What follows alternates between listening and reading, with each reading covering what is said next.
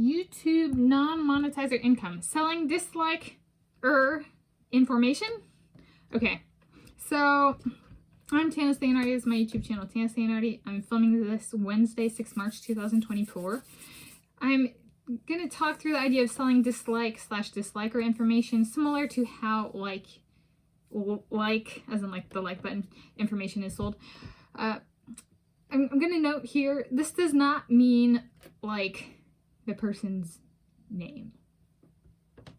Okay, I'm thinking like I have this YouTube channel and my employer Noah Lyles comes to take me home today and he's like, I want to buy your dislike information for $100,000. Everything that exists to date, right? Just right now, we want that information. What would they get? Right? They get all of the active dislikes. Perhaps to include, if possible, is for information to be sold is how many times they have liked the video or disliked. They have disliked the video with one account and or multiple accounts, including the case they removed the dislike only to dislike it again. So like I have a situation going on where the person or persons has amassed over 50 dislikes, right? One go.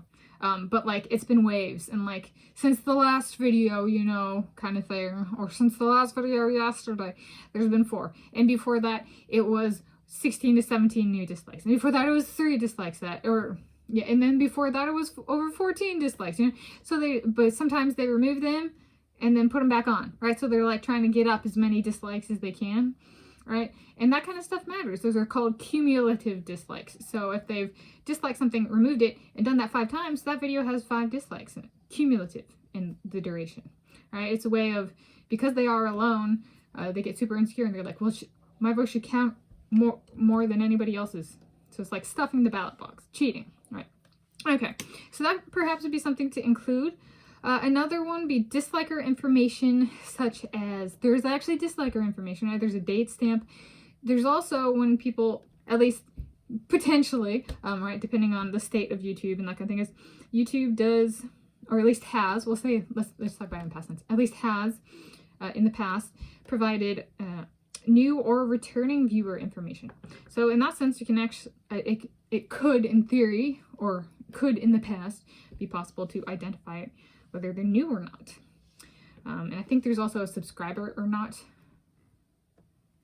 So like somebody could be a subscriber, but if they haven't watched the video or a YouTube video on the channel in over a year, then they don't count as a new, or they count as a new viewer, kind of thing. So there's actually information that can be determined about the person and the relation to the channel in that sense.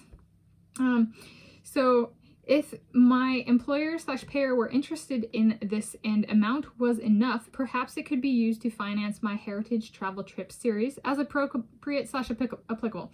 So let's say Noah Lyles comes to take me home and goes, here's $100,000, I'm buying all your dislike information. Okay. Let's say I make it through, which currently is 8 trips. So let's say I do, maybe I'll curate some of those playlists, even if just off channel, and put out like a potential companion list, right? That's something I've revisited, is maybe I should do it with a companion. So then be like, okay, so let's include Scotland. I go with a companion and or companions, like human companion and or companions.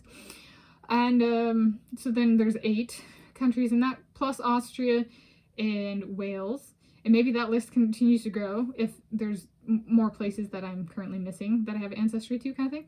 So, but let's say, so there's 8 set, 2 tentative, that's 10, that's a budget of 10,000 per one. So with me and or a companion, if I'm based in Toulouse, France, living with Léon Marchand, all right, the cost of those trips might significantly differ because, for example, my Ireland heritage travel trip budgeting planning, there was rental car, there was plane ticket, which was, you know, almost $1,000 for the plane ticket.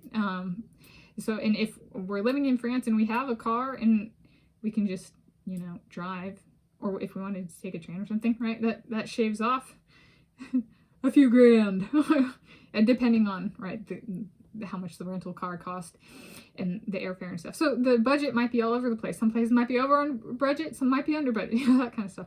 But treat it like that. And let's say I make it through 1.5 of my heritage travel trips, and all of a sudden my YouTube channel gets like 20 million views or 20,000 views, or I don't know, something. And my employer, no allows, goes, I want to buy all of your dislike information. Whole channel, again, right?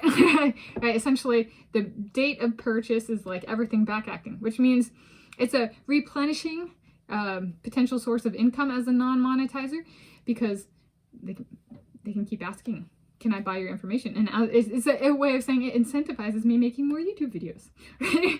Because they can keep asking about everything. And that'd be great if like they're interested in my heritage travel trip series and they're like, well, I really want to see when a native goes back to native soil, you know, original people's descendant goes back to their land of their ancestors. What are those dislikes like? Right? Or is the current person stalking me on, or person stalking me on my channel, right? Are their tactics the same as what's you, right? Is that how racism manifests on No Allows? Can they take, right, my stuff and compare it with dislikes for like, from like, if they have access to, or NBC Sports gives them that kind of information, can they compare? Is this what the tactic looks like in mass? How racism manifests itself?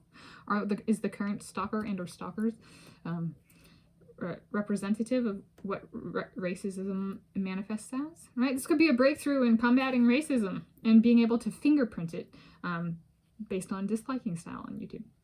So huge potential advancement in that sense of equality and knowing how racists act.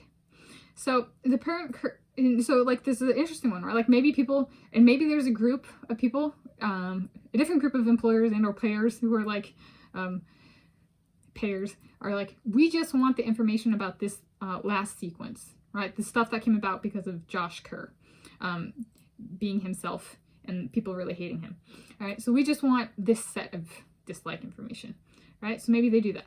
And if so, I've done a really good job of selling it with the videos I've been making. And so let's add to that incentivization. The person's currently stalking me that I've requested restraining orders against is on consecutive day 5 of harassing me, including new dislikes, yes, and has reached over 50 cumulative dislikes, including dislikes removed and not re-added, and dislikes removed only to be added back again. Over their accounts, so depending on how many accounts they're using, kind of thing. Clearly the number of dislikes on a video are not, or is not, I guess it's number of dislikes, is not as meaningful as I thought it was.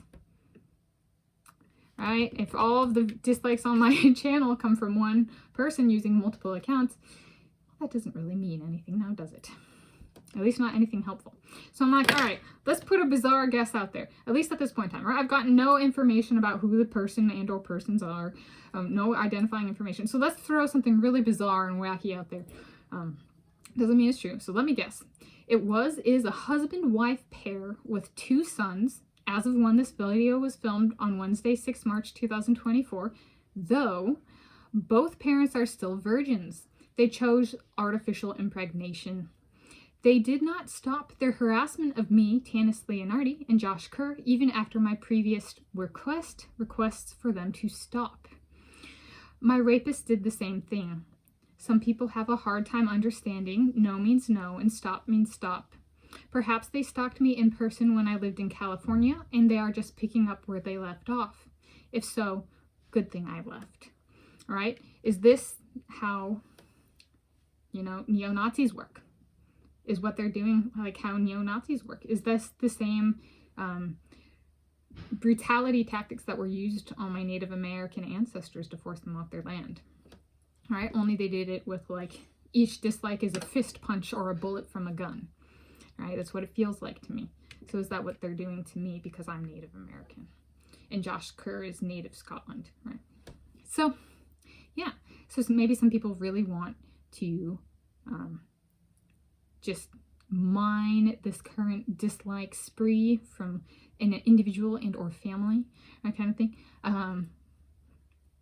Pretending they're not alone when in reality they are. Maybe they just want to mine it and it could do some real good in the world.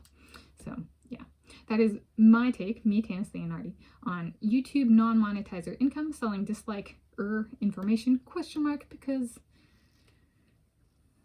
I don't know if it would happen, but silver lining of this current suffering I'm going through. Perhaps I could make money off of my suffering, right? And finance some uplifting, positive return to the land of my ancestors trips and YouTube videos, right? YouTube specific there. Silver lining.